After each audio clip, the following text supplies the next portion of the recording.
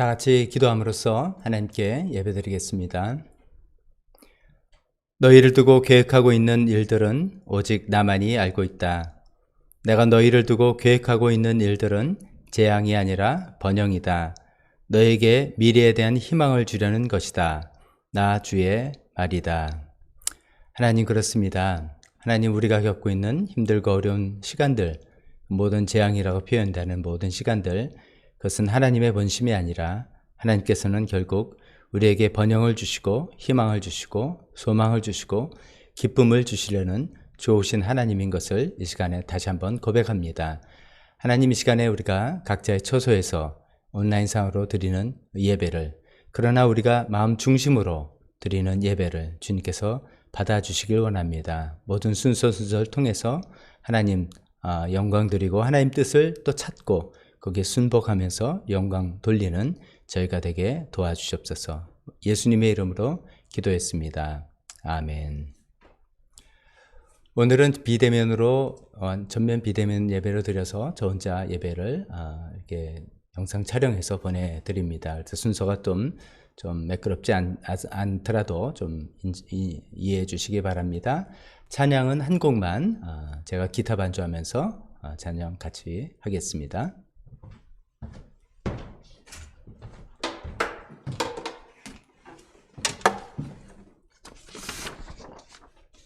우리 몇 주 전부터 불렀던 또 찬양 꽃들도라는 찬양이 있죠.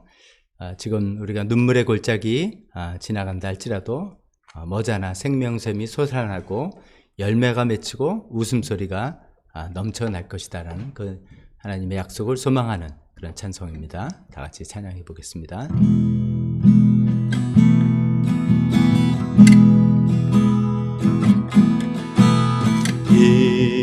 이곳에 생명샘 솟아나 눈물 골짝 지나갈 때에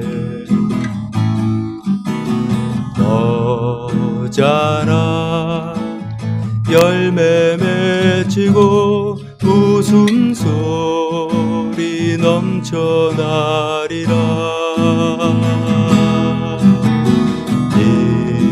이곳에 생명샘 솟아나 눈물 골짝 지나갈 때에 머지않아 열매 맺히고 웃음소리 넘쳐나리라. 꽃들도 구름도 바람도 넓은 바다도 찬양하라 찬양하라 예수를. 하늘을 울리며 노래해 나의 영혼아. 은혜의 주 은혜의 주 은혜의 주. 그날에 하늘이 열리고 모든 이가 보게 되리라. 마침내 꽃들이 피고 영광의 주가 오리리라. 꽃들도 구름도 바람도 넓은 바다도 찬양하라 찬양하라 예수를. 하늘을 울리며 노래해 나의 영혼아. 은혜의 주 은혜의 주 은혜의 주. 꽃들도 구름도 바람도 넓은 바다도 찬양하라 찬양하라 예수를. 하늘을 울리며 노래해 나의 영혼아. 은혜의 주 은혜의 주 은혜의 주.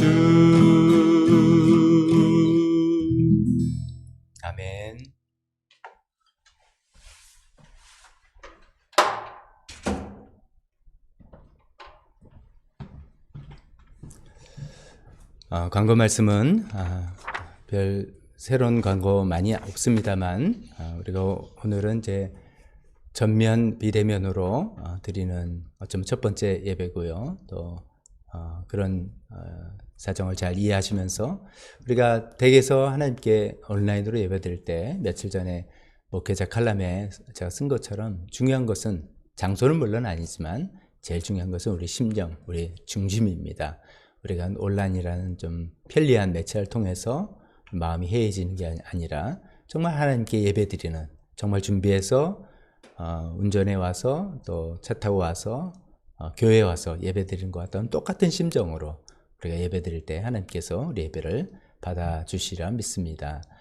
또 여러 가지 일정에 몇 가지 일정의 차질이 변경이 있겠죠. 다음 주일날 집사 임명식, 서리 집사 임명식을 하려던 것은 좀 일정을 좀 조정을 해야 되겠습니다. 추후에 다시 한번 안내 말씀드리겠습니다. 반면에 우리 삶공부는 변함없이 그대로 진행할 수 있을 것 같습니다. 어차피 비대면 방식으로 우리가 계획을 해왔기 때문에 말씀의 삶 신청하신 분들, 지난 학기에 신약 성경을 읽고 이번 학기에 이제 구약 성경 전반부를 같이 읽기를 신청하신 분, 아직 혹시 내가 신청했나 아닌가 긴가민가 하시면 저한테 다시 한번 신청을 해주시면 좋겠습니다. 그래서 신청이 마감되는 대로 또 조편성이 이루어지고 또 2월 첫째 주에는 다음 주일부터 다음 주일 오후에 제가 이제 안내문을 보내드릴 테니까 카톡과 네이버 밴드로 보내드릴 테니까 또 시작할 수 있도록, 이거는 우리가 비대면으로 하니까 가능할 것이라고 생각하고요. 생명의 삶 신청하신 분들도 우리가 줌으로 하려고 하니까 일단 줌으로 하려고 하니까 큰 문제 없을 것 같습니다. 그래서 삶공부는 또 댁에서, 그러나 예배는 또 댁에서 온라인 예배로 이렇게 드리면서 우리 중심을 계속 하나님께 붙잡고 나아가는 시간들이 되었으면 좋겠습니다. 자, 오늘은 하나님 말씀 설교 시간으로 바로 이어지겠습니다. 하나님 말씀은 예레미야서 29장 1절서부터 14절입니다. 예레미야서 29장 1절부터 14절인데 성경 전체를 읽지 않고 제가 화면으로 준비한 그 부분들만 같이 읽도록 하겠습니다. 화면을 보시면서 예레미야서 29장에 발췌된 부분, 먼저 이 두 구절을 같이 읽겠습니다. 이것은 예언자 예레미야가 예루살렘에서 보낸 편지로서 포로로 잡혀간 장로들 가운데서 살아남은 사람들을 비롯하여 느부갓네살이 예루살렘에서 바벨로니아로 잡아간 제사장들과 예언자들과 온 백성에게 보낸 것이다. 나 만군의 주 이스라엘의 하나님이 말한다. 내가 예루살렘에서 바벨로니아로 잡혀가게 한 모든 포로에게 말한다. 이어서 읽겠습니다. 너희는 그곳에 집을 짓고 정착하여라. 과수원도 만들고 그 열매도 따먹어라. 너희는 장가를 들어서 아들, 딸을 낳고 너희 아들들도 장가를 보내고 너희 딸들도 시집을 보내어 그들도 아들, 딸을 낳도록 하여라. 너희가 그곳에서 번성하여 줄어들지 않게 하여라. 또 너희는 내가 사로잡혀가게 한 그 성읍이 평안을 누리도록 노력하고 그 성읍이 번영하도록 나 주에게 기도하여라. 그 성읍이 평안해야 너희도 평안할 것이기 때문이다. 마지막으로 너희를 두고 계획하고 있는 일들은 오직 나만이 알고 있다. 내가 너희를 두고 계획하고 있는 일들은 재앙이 아니라 번영이다. 너희에게 미래에 대한 희망을 주려는 것이다. 나 주의 말이다. 너희가 나를 부르고 나에게로 와서 기도하면 내가 너희의 호소를 들어주겠다. 너희가 나를 찾으면 나를 만날 것이다. 너희가 온전한 마음으로 나를 찾기만 하면 내가 너희를 만나 주겠다. 나 주의 말이다. 내가 너희를 포로 생활에서 돌아오게 하겠다. 아멘. 이런 제 본문 말씀을 가지고 오늘 제가 증거할 하나님 말씀은 재난 중에 교회가 할 일이라는 제목의 말씀입니다. 재난 중에 교회가 할 일이라는 말씀입니다. 아시다시피 우리가 고린도전서를 순서에 따라 쭉 강해로 하면서 살펴봤는데 오늘은 좀 그런 순서에 좀 맞지 않는 것 같아서 좀 말씀을 준비했다가도 이게 좀 어떻게 좀 바꿔야 되겠다라는 생각을 하고 있는 중에 제 아는 이제 목사님이 어떤 좋은 설교문을 보내주셨습니다. 영국의 구약학자입니다. 크리스토퍼 라이시라는 그런 유명한 구약학자가 쓰신 설교문 몇 편을 이제 보내주셨는데, 그 설교문을 저도 읽으면서 참 은혜가 되었고, 이것을 좀 제 나름대로 뼈대를 살려서 제 나름대로 좀 이렇게 제 생각을 덧쳐서 하나님 말씀을 같이 증거하는 게 오늘 좀 낫겠다라는 생각을 해서 주제를 좀 바꿔 봤습니다. 재난 중에 교회가 할 일, 우리가 라는 재난을 만나서 우리가 교회적으로는 우리가 교회로서 또 교회적으로 어떻게 생각하고 행동해야 될까라는 그런 주제의 말씀입니다. 우리 잘 아시다시피 이제 작년 본격적으로 3월부터 코로나 사태가 시작됐는데 쉽사리 그칠 기미가 잘 보이지 않죠. 처음에는 백신이 이제 나오면 손쉽게 해결될 거다라고 생각을 했는데 또 그 상태에서 또 여러 가지 변수가 생겼지 않습니까? 변종 바이러스가 각 나라에서 이렇게 일어나고 있고요. 또 백신 생산과 공급, 또 접종 이런데 이게 원활하게 아직은 되어오지 않은 것 같습니다. 그래서 이것이 이제 우리가 쉽게 낙관하듯이 이제 아예 백신만 나오고 치료제만 나오면 될 거야라고 했던 우리 생각과 기대는 조금 더 아직도 유보 상태로 둬야 될 것 같다는 생각이 듭니다. 어떤 전문가들은 올해 말 2021년도 말이 돼야지, 또 어떤 전문가들은 내년 정도는 돼야지 이것이 좀 해결이 될 거다라는 우울한 전망을 하기도 합니다. 그동안 우리는 이제 코로나를 맞이해서 소수 인원들이 방역 지침에 따라서 현장에서 예배를 드리고, 나머지 분들은 댁에서 온라인 예배를 드리는 그런 이원화된 방식으로 예배를 드려왔습니다만, 오늘부터 좀 몇 주간 당분간은 어쩌면 이렇게 전면적인 비대면 예배를 드려야 될 것 같습니다. 그런 이제 변화를 우리가 또 계속 또 맞이하면서 그런 생각을 해보게 되는 것입니다. 아니, 이런 시기는 이제 언제쯤 끝날까? 예배만이 아니라, 우리 신앙생활만이 아니라 일상과 생업에 커다란 피해와 엄청난 불편을 우리가 다 겪고 있는데, 이런 건 좀 언제쯤이나 돌아갈까? 언제쯤이나 우리가 다시 대면 시대로 회복할 수 있을까? 이런 생각을 해보게 되는 거죠. 또 그런 기간 동안 교회는 어떻게 이것을 이해해야 되고 어떻게 대처해야 되고 무엇을 해야 되는 것인가 라는 그런 말씀입니다. 제가 예전에 미군 복무 중에 그때 이제 이라크의 사우디아라비아의 걸프전에 참전했다는 말씀을 가끔 몇 번 드렸죠. 그래서 이제 전쟁에 이제 투여돼 가지고선 여러 가지 이제 준비를 하고 대치를 하고 또 적진까지 가고 하니 그랬는데, 그때 이제 우리 이제 군대에서 늘 이제 하던 말이 있습니다. 영어로 먼저 말하면 prepare for the worst and hope for the best. 최악을 대비하고 최악의 상황을 맞이해서 대비를 하고 prepare하고 hope for the best. 최선을 기대하자. 이게 거의 일상 용어처럼 항상 최악의 상태를 상정하고 거기에 대비하고, 그러나 최선의 상태를 기대해보자. 이런 구호를 외치곤 했는데, 우리가 이 말 자세도 어떻게 보면 그런 것이 아닌가 싶습니다.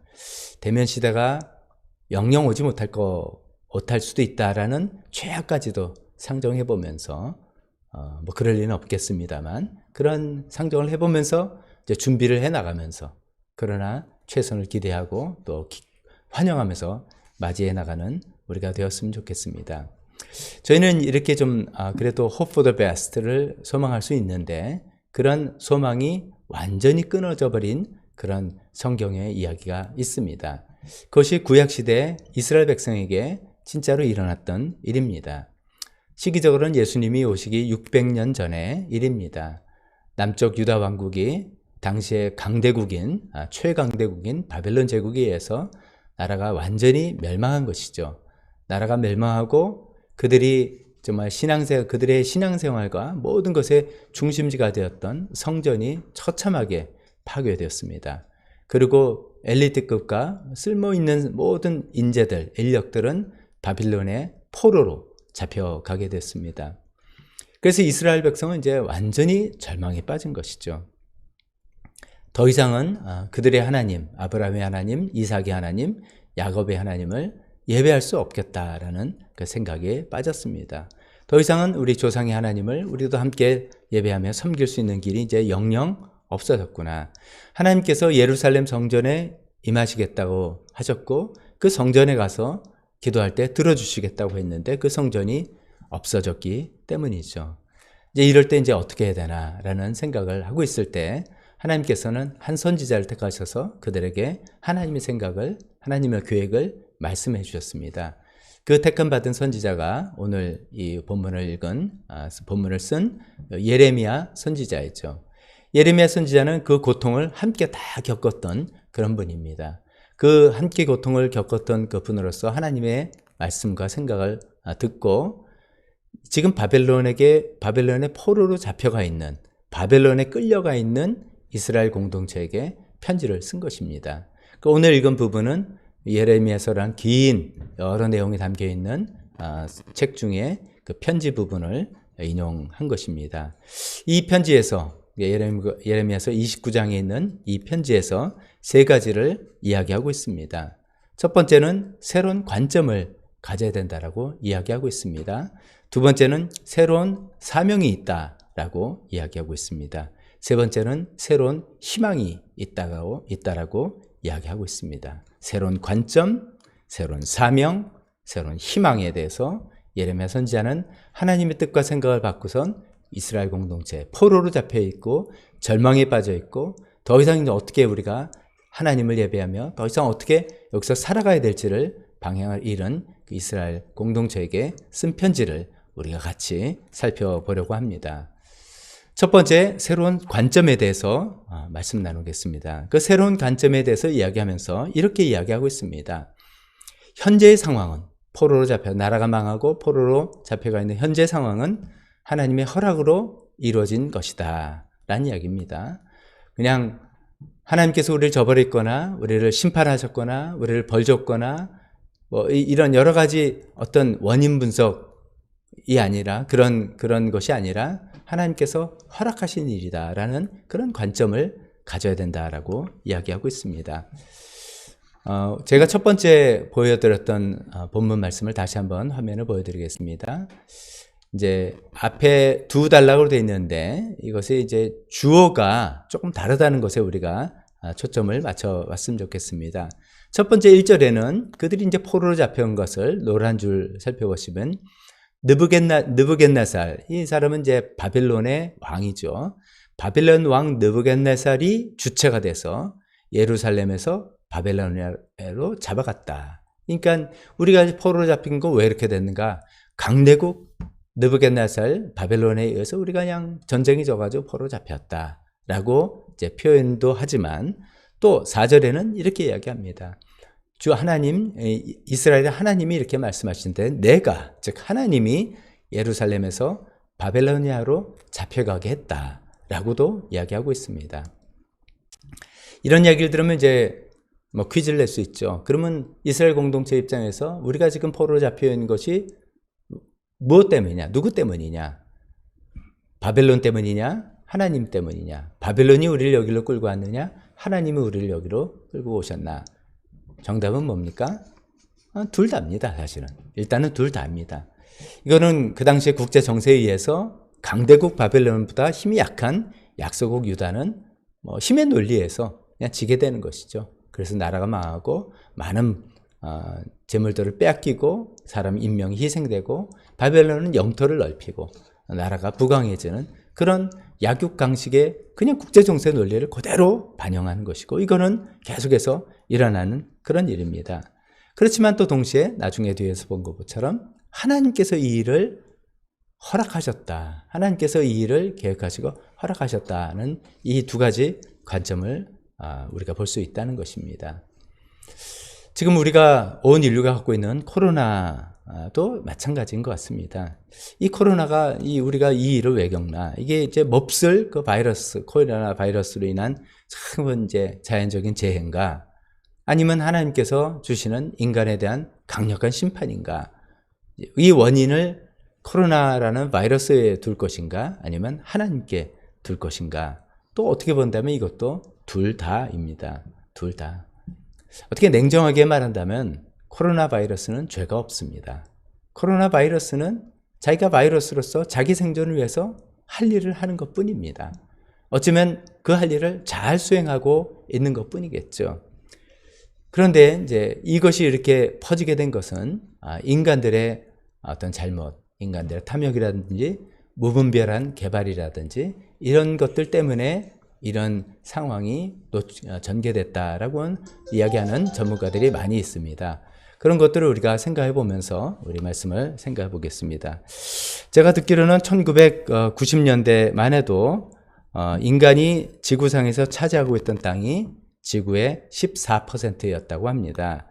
인간이 지구상에서 차지하고 있는 땅이 14% 전 세계 영토 중에서요 라고 하는데, 근데 1922년도가 되면 인간이 전 세계에서 인간이 거주하거나 사용하고 있는 땅이 지구의 77%가 되었다고 합니다. 77%가 됐다면 나머지 그 23%는 뭔가 저 캐나다의 그 침엽수림 지역, 사람 살 수 없는 그런 곳이죠. 알래스카나 이런 데 북극 지역, 또 뭐 아마존 열대 우림 지역, 또 호주나 뭐 아프리카에 있는 그 사막 지역 뭐 이런 데를 빼고는 인간들이 점점점 그 살고 개발하고 개간하고 살아가는 지역이 이렇게 놀랍게 확대되었다는 것이죠. 즉 이것은 다시 말해서 동물이 살 수 있는 공간이 점점점 줄어들었다는 것이죠. 그동안 이런 바이러스는 사실 동물, 야생동물에 살고 있는데, 기생해서 살고 있었는데, 이제 인간들이 이제 동물의 세계로 점점점 놀랍게 확대해서 그 바이러스 입장에서도 생존을 위해서 이제 그 숙주를 사람으로 옮기게 됐다. 그렇게 설명을 하고 있습니다. 그런 일이 있다면은 이런 코로나 바이러스 일은 이번 일을 잘 우리가 해결했다고 해서 다시 오지 않는다는 그런 법이 없다는 것으로 우리가 예측해 볼 수 있습니다. 그래서 어떻게 보면 이건 new normal, 새로운 정상시대, 이런 새로운 시대가 됐다는 거. 다 마스크 쓰고 서로 거리를 둬야 되고 여러 불편함을 감수하고 이전의 행동과는 좀 다른 행동으로 양식으로 살아가는 new normal 시대가 되었다고 그렇게 많이 이야기하고 있지 않습니까? 사실 하나님께서는 성경을 통해서 인간의 이런 탐욕이죠. 무분별한 개간. 하나님께서 이 땅을 잘 관리하라고 했는데 인간들이 그것을 함부로 개간하고 개발하고 인간의 욕심을 취하려고 했던 그런 것들에 대해서 많은 경고를 해오셨습니다. 이런 경고를 인간들이 듣지 아니하고 인간이 마치 이 지구의 주인인 양 이렇게 행세하다가 결국 이런 사태를 야기한 어떤 중요한 원인 제공자가 됐다면 그것은 인간들의 잘못이라고 볼 수가 있겠죠. 하나님께서는 이 지구를 인간에게 잘 관리하라고 맡겨주시고 그 일을 하나님의 백성으로서 특히 잘하라고 이야기하셨는데 또 그렇지 못할 때는 재앙이 올 거라고 여러 차례 경고하셨습니다. 그러니까 하나님께서 그렇게 수차례 경고하셨음에도 불구하고 인간들이 그것을 듣지 않아서 오게 된 재앙이라고 생각한다면 이것은 코로나의 잘못일 수도 있고 인간의 잘못일 수도 있고 하나님께서 허락한 일이 있을 수도 있다라고 우리가 두루두루 생각하는 것입니다. 제가 이 말씀을 드리는 것은 자칫하면 코로나는 하나님께서 주신 심판이다 이렇게만 생각하면 이런 단순 논리는 좀 우리가 조심해야 되지 않을까 하는 말씀입니다. 하나님께서 그렇게 무섭고 잔인하신 분이 아닙니다. 심판이라고만 생각한다면 무조건 회개하기만 하면 이것은 해결된다라고 하는 또 다른 단순 논리가 나옵니다. 그렇게 해서 물러가는 일은 아니라고 볼 수 있는 것이죠. 이거는 지구 전체적으로 인류가 전체적으로 우리가 삶을 방향을 바꾸고 행동 양식을 바꾸고 거기에 큰 대처를 하지 않으면 되지 않을 일이라는 것이죠. 하나님이 이 코로나 사태를 주도해서 주신 것은 아니지만 그렇지만 하나님이 무관하시지는 않고 이런 것이죠. 하나님은 경고하셨고 인간은 무시했고 그 경고가 현실화된 것이다 라고 말씀드릴 수 있습니다. 그래서 이 코로나 사태는 하나님의 그런 경고를 무시해왔던 인류의 잘못이라고 볼 수가 있겠습니다. 마치 바벨론을 포로로 잡혀간 것이 하나님의 계속된 경고에 이스라엘 백성들이 그걸 무시했기 때문에 얻게 된 잘못이시라는 것이죠. 말씀이 좀 이렇게 복잡하니까 좀 그게 무슨 소리냐 이렇게 생각할 텐데 이런 그냥 이게 참고로 생각하시면서 여기서부터 우리가 생각을 해봅니다. 하나님께서 인간의 잘못과 여러 가지 욕심과 여러 가지 변한 일, 환경과 이런 걸 통해서 하여간 이런 일이 되었는데 중요한 것은 하나님께서 허락하신 일이다. 하나님께서 심판하고 벌 주시는 주관적으로 나서서 주도하시는 일은 아닐지라도 하나님의 경고와 자연을 대하는 태도와 인간의 욕심에 대한 계속 경고들을 우리가 지키지 못했기 때문에 하나님께서 허락하신 일이다라는 그런 말씀을 드리고 싶습니다. 그런데 여기서부터죠. 이것이 만약에 하나님께서 허락하신 상황이라면 우리의 태도는 이것을 기꺼이 받아들여야 된다는 것이죠. 이것을 싫어하거나 거부하거나 외면하거나 이렇게 할 수가 없다는 겁니다. 하나님께서 허락하신 상황을 우리는 기꺼이 받아들이는 것이 우리가 해야 될 태도입니다. 그래서 우리가 두 번째 화면을 보면 첫 번째 부분에 이스라엘의 포로로 잡혀가 있는 공동체에게 이렇게 이야기합니다.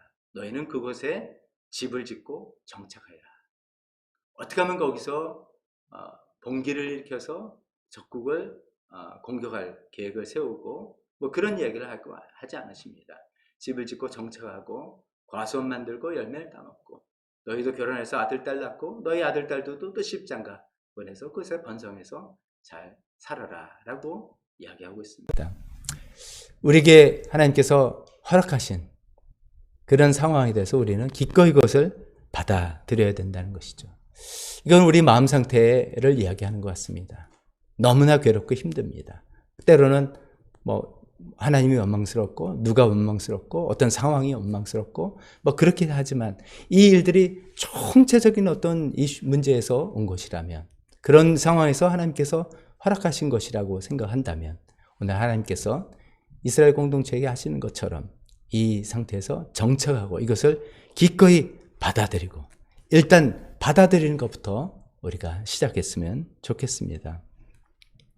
두 번째는 새로운 사명입니다. 그것을 이제 할 수 없이라고 하지만 또 이것을 받아들인 이스라엘 공동체는 그 받아들이고 가만히 있는 것인가 아니면 어떤 역할을 주시는 건가 라는 것이죠. 우리가 코로나 시대를 하나님께서 허락하신 상황이라고 생각하면서 이걸 받아들여야 한다면 그냥 가만히 앉아만 있을 것인가 그것이 지나가기만 기다릴 것인가 아니면 또 교회로서 크리스찬으로서 어떤 사명이 우리에게 주어지는 것인가를 생각해 보자는 것입니다. 그래서 두 번째 새로운 사명이라고 말씀드립니다. 그 새로운 사명은 사회의 평안과 번영을 위해서 섬기라는 것입니다. 사회의 평안과 번영을 위해서 섬기라는 말씀입니다.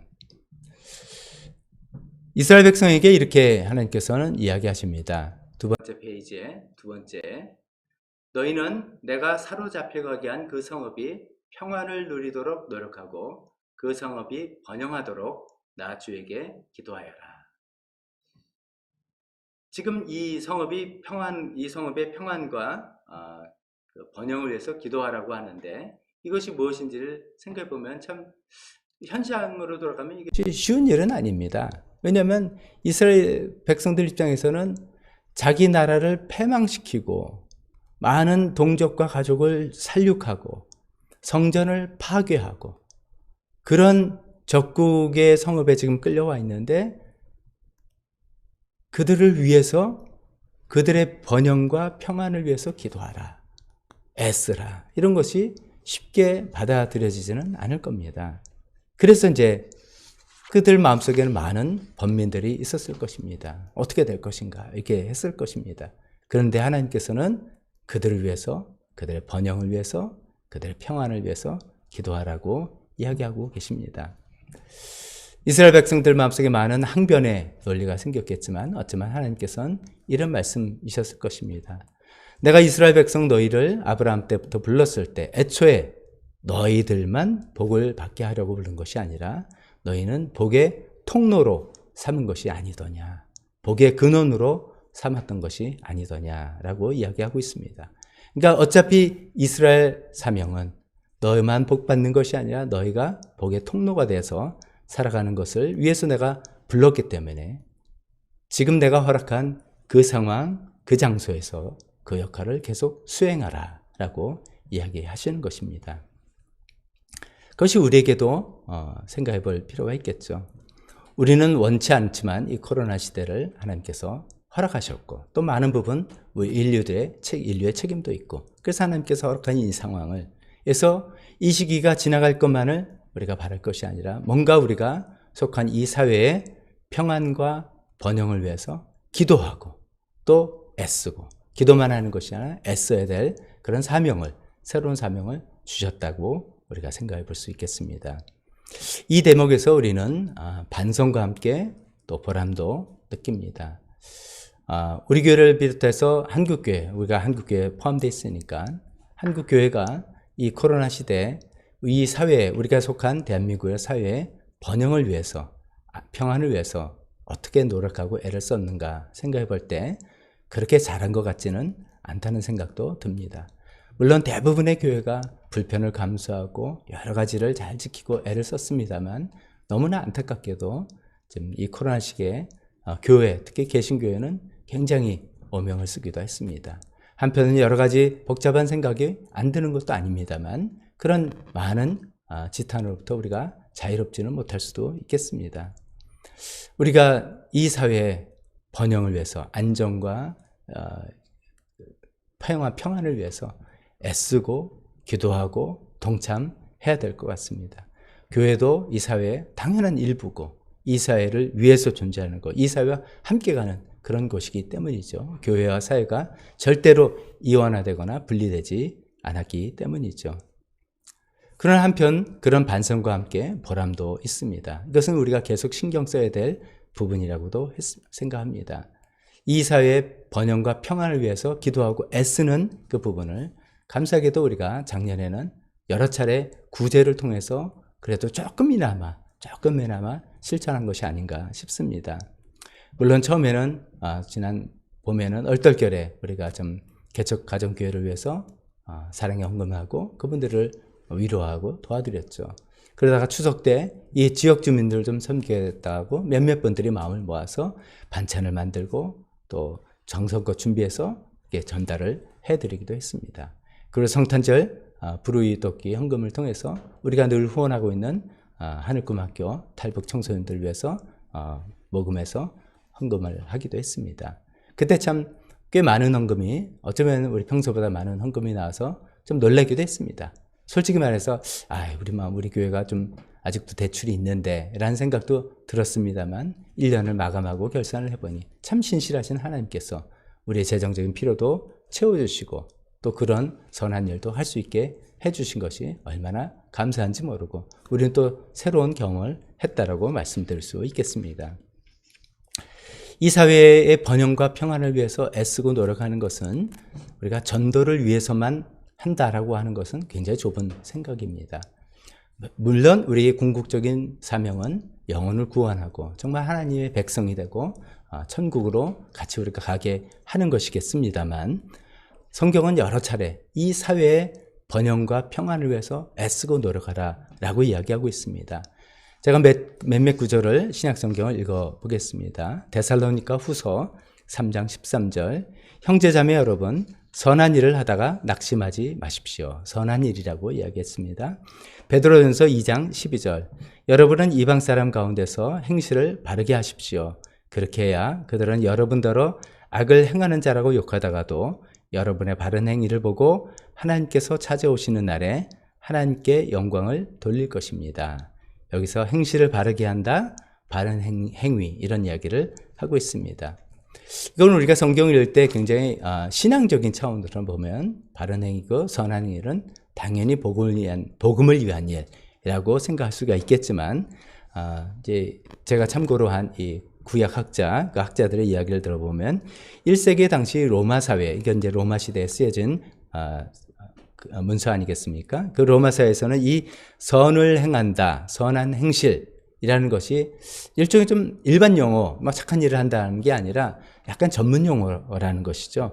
어떤 전문 용어냐면 공동선에 기여하고 모두가 인정하는 방식으로 끊임없이 공익사업을 하는 사람을 일으키는 전문 용어라고 합니다. 즉 공동선, 교회의 선만을 위해서가 아니라 이 사회의 공동선을 공동으로 선한 일, 이 사회 공익사업에 좀 기여하는, 함께하는 그런 일이라는 전문적인 용어라는 것입니다. 그런 일을 할 때 물론 우리의 가장 큰 관심은 영혼을 구원하는 것입니다. 우리 모든 에너지, 많은 에너지와 많은 시간과 많은 재정을 거기다 써야 됩니다. 그러나 동시에 또 교회가 우리가 속한 이 사회의 번영과 평안을 위해서, 공동선을 위해서 애쓰고 노력하는 것은 당연히 우리가 해야 될 일. 특히나 바벨론 포로 공동체에게도 하나님께서 하신 말씀처럼 우리 코로나 시기에 우리에도 이 사회에 함께 이 사회 안정과 번영을 위해서 애쓰고 기도하고 또 함께 동참해야 될 그 일을 계속 해야 되는 것이 교회의 할 일이라고 믿습니다. 세 번째, 새로운 약속에 대해서 말씀드립니다. 새로운 약속은 반드시 회복의 때가 온다. 반드시 회복의 때가 온다라는 말씀입니다. 마지막 화면을 다시 한번 보겠습니다. 내가 너희를 두고 계획하고 있는 일들은 오직 나만이 알고 있다. 내가 너희를 두고 계획하고 있는 일들은 재앙이 아니라 번영이다. 너에게 미래에 대한 희망을 주려는 것이다. 나 주의 말이다. 라고 이야기하고 있습니다. 우리가 비록 이게 굉장히 우리가 은혜되고 좋은 말씀이죠. 항상 우리가 힘들고 어려운 일을 당했을 때 이것은 하나님이 우리에게 재앙을 주려는 게 목적이 아니야. 하나님이 우리를 완전히 벌 주려는 목적이 아니라 하나님 이 가운데도 하나님께서 우리의 번영, 이게 꼭 대단히 잘 된다는 것보다도 우리에게 좋은 일이 있고 여기에 대한 어떤 소망이 있다라고 우리가 생각하는 것이죠. 이 말씀이 이제 개인적으로 주는 말씀도 되지만 여기서 너희라고 했기 때문에 이거는 공동체, 복수, 우리 교회, 우리 교회만이 아니라 한국교회, 이 땅의 모든 교회에게 주시는 그런 말씀입니다. 지금은 비록 힘들고 고통스러운 시기입니다.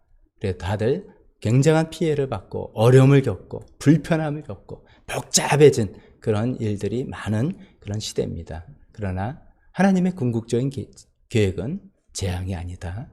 번영이다 라고 하시는 이 하나님 말씀을 우리가 붙들었으면 좋겠습니다. 하나님께서 우리에게 약속하시는 것은 미래에 대한 희망이다 라고 말씀하시는 것을 우리가 붙들었으면 좋겠습니다. 우리는 압니다. 그 희망이 예수 그리스도를 통해서 온다는 것을 우리가 압니다. 그래서 이런 어려울 때 더욱더 예수 그리스도를 붙들고 예수님 붙들고 의지하고 살면서 하나님께서 약속하신 그 희망이 궁극적으로 이루어지기를 소망하는 마음을 갖기를 원합니다. 이스라엘 공동체에게는 그 희망의 날이 빨리 오지는 않았습니다. 70년 걸렸다고 했습니다. 우리는 70년 걸리면 안 되겠죠. 그러나 짧은 시간 내에 몇 개월 후에 해결되지 않을지라도 하나님께서 말씀하신 이 소망은 반드시 우리가 붙들었으면 좋겠습니다. 그러나 이 소망에는 단서조항도 있음을 이야기하고 있습니다. 그 단서조항은 두 번째 단락에 이렇게 되어 있죠. 너희가 나를 부르고 나에게 와서 기도하면, 너희가 나를 찾으면, 이것은 하나님께 나와서 하나님께 전심으로 붙들고 회개하고 돌이키는 그런 마음으로 해야지만 하나님께서 이것을 회복시켜 주시겠다고 이야기하시는 겁니다. 코로나가 일어난 것이 한두 사람의 잘못만이 아니라 이게 온 인류의 어떤 잘못으로부터 온 것이다라고 우리가 또 전문가의 판단들을 또 받아들인다면 우리 마음속에도 그런 무분별한 어떤 탐욕과 이런 것들이 우리도 그 부분의 일부였다는 생각을 가지고 또 대신 회개하는 마음으로 하나님 나에게도 그런 마음이 있었습니다. 무조건 잘 살게만 되면 됩니다라는 마음이 있었다면 그런 마음도 회개하면 좋겠습니다. 또 개인적으로 우리가 또 하나님께 잘못한 거 있으면 회개해야 되겠습니다.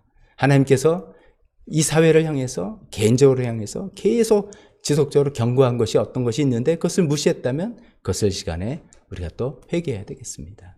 또 이런 것도 있습니다.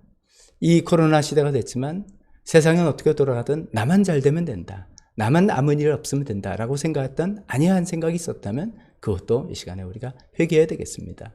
우리 교회만 피해가 없으면 된다라고 생각한 것이 있었다면 그것도 우리가 이 시간에 회개해야 되겠습니다. 하나님께서는 우리가 속한 이 사회 전체에 평안과 번영을 위해서 기도하고 애쓰라고 했는데 그런 것을 우리가 좀 마음으로나 행동으로 소홀한 것이 있었다면 그런 것을 또 이 시간에 회개해야 되겠습니다.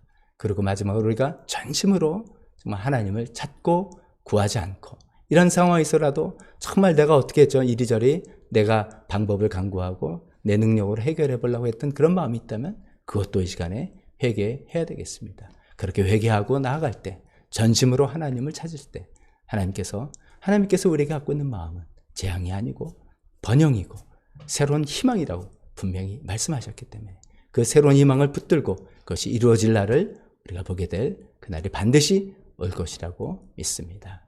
다 같이 기도하겠습니다. 하나님 아버지, 맞습니다. 이 시간에 우리가 회개합니다. 하나님, 인류 전체가 이 지구상의 주인공이 아닌데, 주인이 아닌데 너무나 인류가 이 세상을 탐욕으로 정말 무분별하게 개발하고 훼손한 것, 그런 것으로 인해서 이런 사태가 됐다는 전문가들 이야기를 들어보며 우리 마음을 또 비춰보고 주님 회개합니다. 우리도 그런 욕심들이 너무 많았던 것을 용서하여 주시옵소서.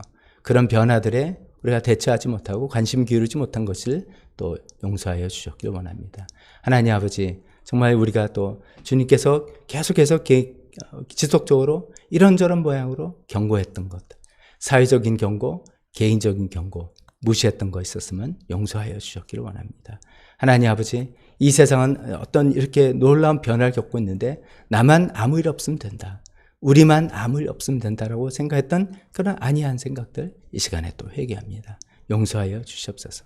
하나님, 우리가 속한 사회의 번영과 평안을 위해서 기도하고 애쓰는 저희가 되고 또 우리 교회가 더욱더 되기로 하겠습니다. 하나님을 전심으로 찾지 않고 생각했던 살아왔던 그 모든 삶의 태도를 이 시간 또 회개하오니 주님 받아주셨기를 간절히 기도합니다. 하나님, 그래서 하나님께서 약속하신 그 희망의 때가 속히 오기를 도와주시옵소서. 모든 말씀을 예수님의 이름으로 기도했습니다. 축도로 예배 마치겠습니다. 지금은 우리 주 예수 그리스도의 은혜와 하나님 아버지의 사랑하심과 성령님의 교통하심이 하나님께서 주신 새로운 관점을 가지고 새로운 사명을 붙들고 새로운 소망으로 나아가기로 결단하는 여기 있는 모든 분들 머리 위에 지금부터 영원토록 함께 있을지어다. 아멘.